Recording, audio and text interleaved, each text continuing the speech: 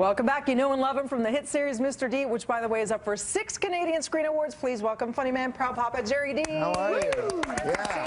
Oh, it's great to come in. You are killing it. So do you have all your speeches ready for the weekend? I the do victory not. speech? We do not. We are 0 for 16 right now in a stretch. We're in a bad batting slump. So you've won one, right? Yeah, you didn't have to remind me. How many times have you been one nominated? out of maybe 40 nominations. But you're not Susan but Lucci. our show's won. Right. But right. so take that back. Our show's won in law, but we've gone on a stretch. Jonathan Torrens won Best Supporting Actor a couple years ago, and I was joking with him the other night that since he won that, we've gone 0 for 16 because we just went 0 for 4. Listen, again. 6 seasons. It's all good. The nomination, when we get the nomination, we're like, that's our win because it's most realistic. But you never know. It'll be fun on Sunday. We have 2 left.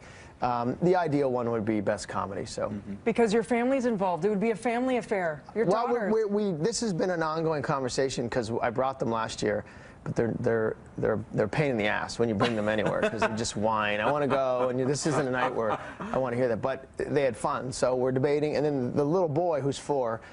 I want to bring him, but I don't, because I just don't want to be around him most of the day. So to bring him to the biggest event of the year for my job. So we're back and forth, and my one daughter's like, I want to go now. I don't want to go, and it's a headache. So it's, but they're on the show, and they do a great job. They, people say, is that nepotism? Yes. Yes, it is. Because they weren't the best in the audition.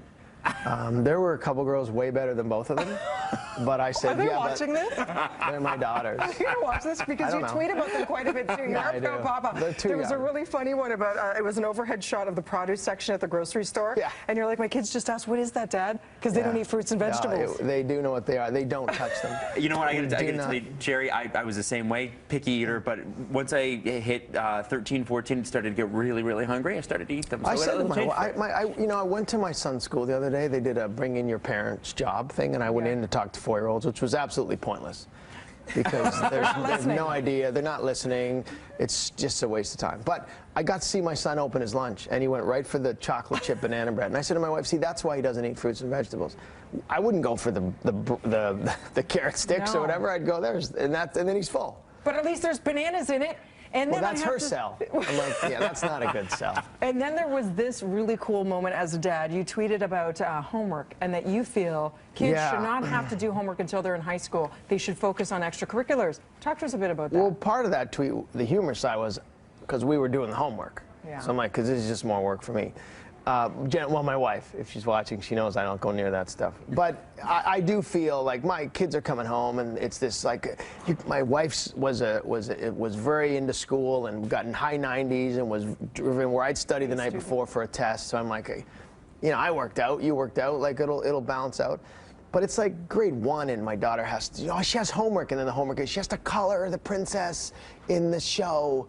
I'm like, what a waste of time. Yeah, they need time to be creative. What do you think they should be doing? Like, what could be Personally, what could be the alternative? Well, I think it takes away, in the serious side of it, I think it takes away from just family time because it's such a structured life. Like, our kids are in a lot of activities, which I like, and sports, and you come home and it's like, you know, they're 7, just be a kid, right? Yeah. Like it's, you know, people tweeted back, well, that you know, this is why we're last in this math in Canada, or what, I don't know what their stats were. And then other people said, no, they do this in Finland, it works very well.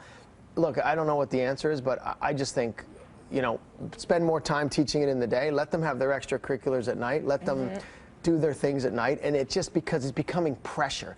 It's too much. And even the school system as a whole, I think, needs to change. Just this whole, you know, Socratic method of stand and teach and assess them with tests.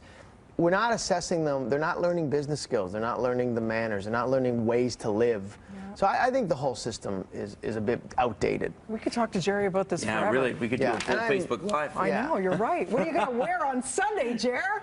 Just a tuxedo. Something not tight. tight. No, Something tight. Is it rented or do you own it? I bought one. Oh, I bought cool. one. Yeah, I bought one years ago, and I'm glad I did. So good Good luck. You're a winner Thank you so always when you much. come Great and to be visit. here. And make sure you see Gerry. You've got your upcoming comedy tour. You're hitting Mississauga, Richmond Hill, Hamilton, just to name a few. Check it out by going to breakfasttelevision.ca because we all need more laughter. Yes. Good to see you, Gerry. Good to see you. We'll be back with more BT right after this.